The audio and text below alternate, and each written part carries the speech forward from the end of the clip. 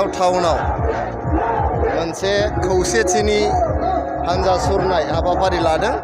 जों जे गासैबो हारि माहारिनि सुबुंफ्रा गासैबो जाथि जनगोष्ठी जेसेबां जाथि जनगोष्ठी जोंनाव दं, जेसेबां धोरोमनि सुबुं दं, गासैबो जों खौसे बड'लेण्डआव गोजोनखौ अराय गोजोर खालामनो, बड'लेण्डआव जौगानाय लाबोनो जोङो अनलायनानै बिदा फंबाय बायदि थांनानै थानो थाखाय दिनै जोङो खौसेथिनि हान्जा सुरदों। बेयाव गसाइगाव टाउननि बिखायाव गासिबो हारि माहारिनि लाइमोनफोर, सेंग्रा सिख्लाफोर, बोराय बेन्थ, हिन्जाव हौवा गासिबो ज' जानानै दिनै जोङो खौसेथिनि हान्जा सुरदों।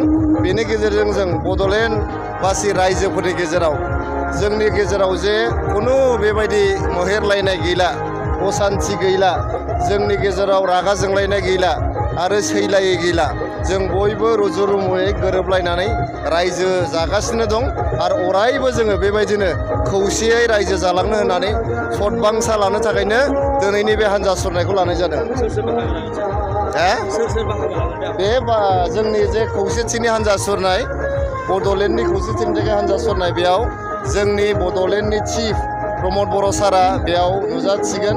बेजों लोगोसे जोंनि गसाइगाव ओनसोलनि MLA जिरन बसुमतारी बिथां, जोंनि गसाइगाव ओनसोलनि EM उइलसन हाजदा बिथां, गसाइगाव ओनसोलनि EM उखिल मुसाहारि बिथां, जों लोगोसे जोंनि गसाइगाव ओनसोलनि मोनबा समस्तिनि जोंनि लाइमोनफोर, आइजोफोर आरो जोंनि गागि सोद्रोमाफोर बयबो बेयाव बाहागो लादों आरो जोङो बड'लेण्डनि गासिबो जाथि जनगोष्ठीनि खौसेथिनि थाखाय बे हान्जाखौ सुरदों।